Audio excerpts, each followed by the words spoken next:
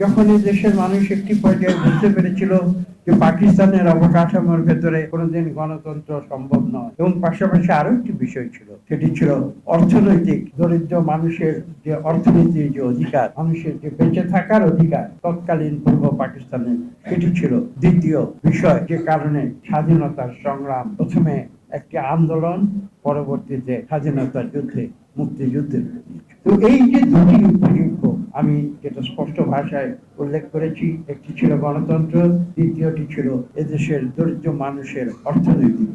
আমার প্রশ্ন হচ্ছে যে আজ স্বাধীনতার 54 বছর পরে এসে কেন আমরা সেই দুটি যে লক্ষ্যবস্তু, সেটিকে কেন এখনো খুঁজে পেয়েছি, আমরা কেন সেটি এখনো অর্জন করতে পারছি?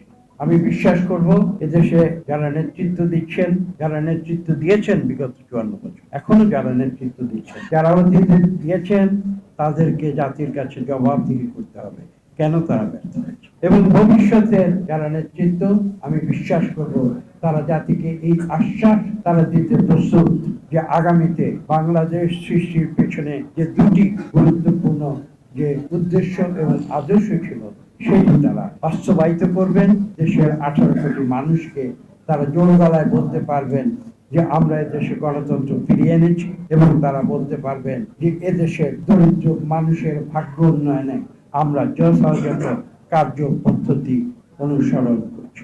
আমরা যদি পৃথিবীর ইতিহাস পর্যালোচনা করি, তাহলে একটি জিনিস কিন্তু আমাদের সামনে স্পষ্ট হয়ে আসবে, এই যে মানুষের চিরন্তন যে একটি সংগ্রাম, অনেক সংগ্রাম আছে। আমি একটি শব্দ দিয়ে সেই সংগ্রামটিকে আমি চিহ্নিত করার চেষ্টা করব, সেটি হচ্ছে যে সৃষ্টির উষালগ্ন থেকে যে একটি সংগ্রাম আজকে হাজার হাজার বছর ধরে মানব সভ্যতাকে তারা বিবর্তিত করছে, একটি পর্যায়ে যারা নিয়ে যেতে চেষ্টা করছে মানুষ, সেই সংগ্রামটি ছিল মানুষের অধিকার প্রতিষ্ঠার। কিন্তু আপনারা দেখবেন সবকিছু ঘুরে ফিরে মূল যদি একটি উদ্দেশ্য বা একটি লক্ষ্যে আমরা ফিরে আসতে চাই, তাহলে সেটি হবে মানুষের অধিকার প্রতিষ্ঠার। এবং সেই অধিকার প্রতিষ্ঠার সংগ্রামে মানুষ যুদ্ধ করে চলেছে অবিরাম। এবং এই যে সংগ্রাম, এই সংগ্রাম আমি মনে করি এভাবে দেখি যে এটি একটি চিরন্তন।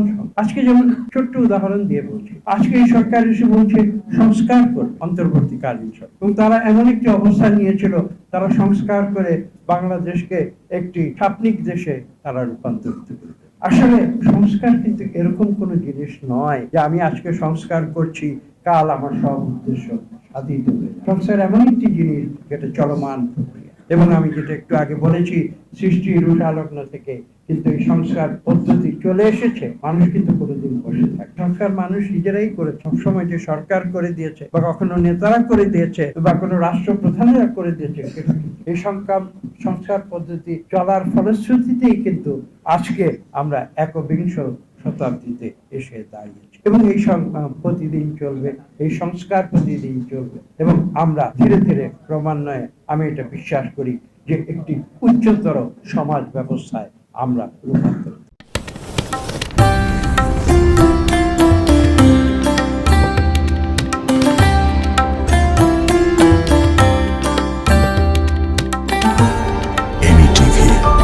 স্বাধীন বাংলার স্বাধীন কণ্ঠ।